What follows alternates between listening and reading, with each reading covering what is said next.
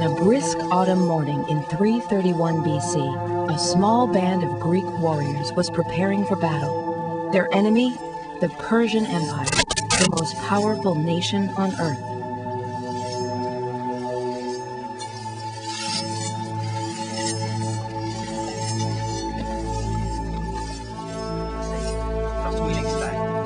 The Greek army was tired, homesick, and outnumbered 5-1.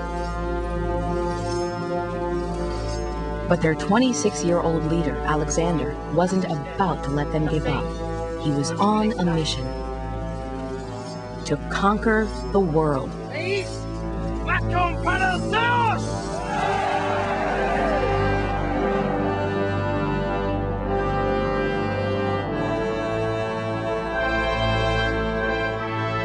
Some would say Alexander was born for greatness. For starters, he was the son of a great king.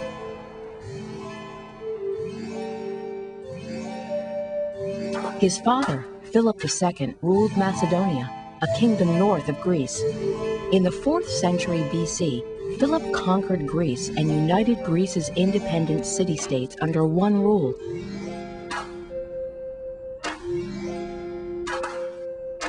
King Philip wanted his son to rule an empire, but he knew a leader needed brains as well as brawn. So the king brought in the celebrated philosopher Aristotle from Athens to teach Alexander how to observe, reason, and think ahead. His lessons would make Alexander the first great strategist in military history.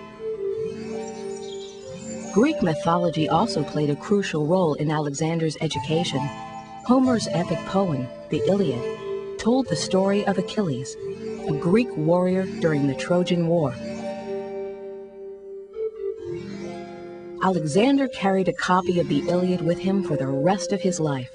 Achilles, brave, fearless, and good, was his role model and hero. Alexander's chance to rule came sooner than he expected. He became king in 336 BC when he was just 21 years old, after his father was assassinated.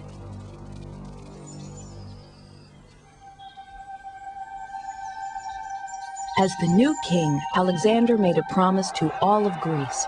If they would band together and provide him with soldiers, ships, and supplies, he would conquer Persia, their hated enemy.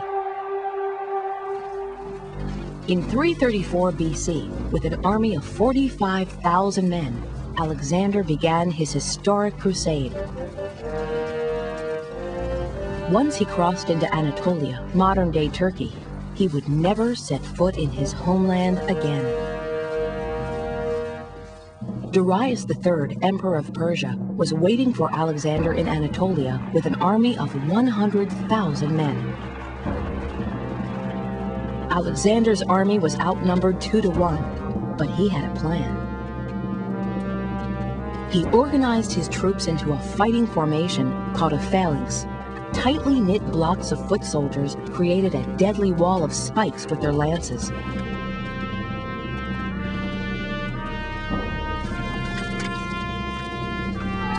Trapped from behind by their own men, row after row of Persians were speared. Fearing defeat, Darius deserted his army and fled. At the age of 23, Alexander had driven the Persians out of the entire Mediterranean region, but he still wasn't satisfied.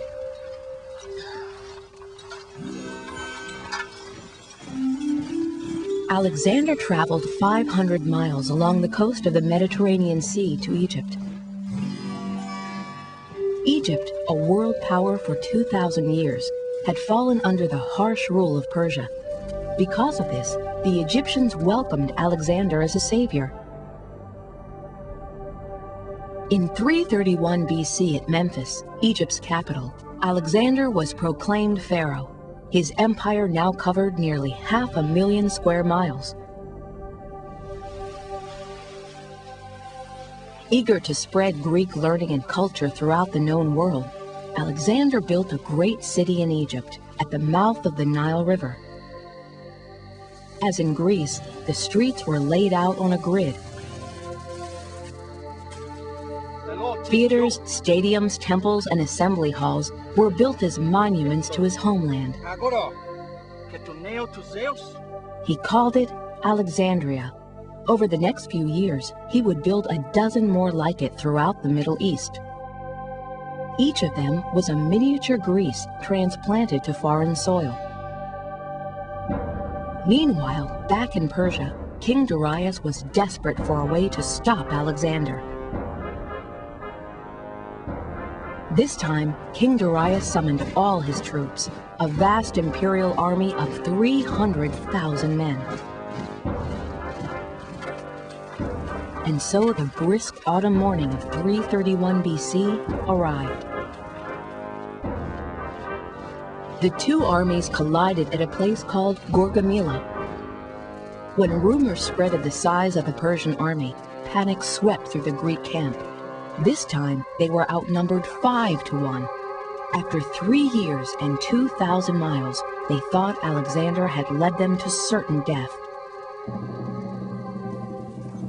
On September 20th, 331 BC, Alexander's forces marched against the full might of the Persian Empire.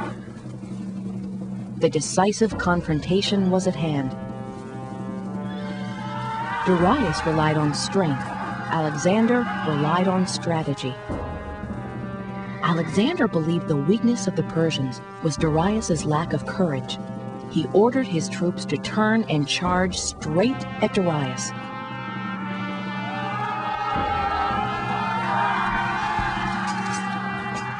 The Persian leader once again lost his nerve and fled. Abandoned by their king, the Persians could find no reason to continue fighting. The victory belonged to Alexander.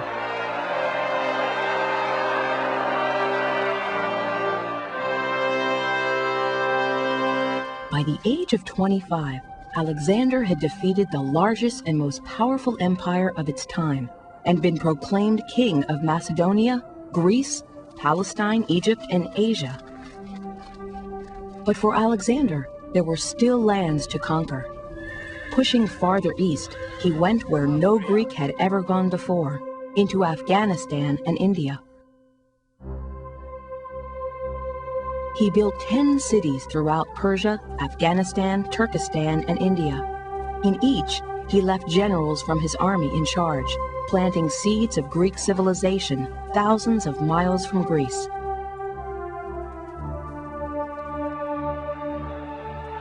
From Athens to India, Alexander had become a hero of mythic proportions. Alexander, though, proved to be all too human. The man who had survived countless life-threatening battle wounds was finally struck down by a mosquito, which carried the disease malaria.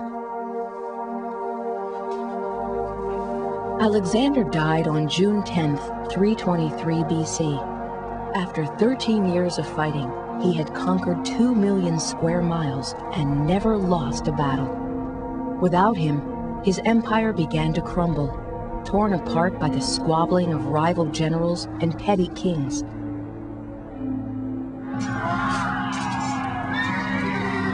But by spreading Greek culture throughout his empire, Alexander the Great left a legacy that still exists today in government, religion, art, and architecture.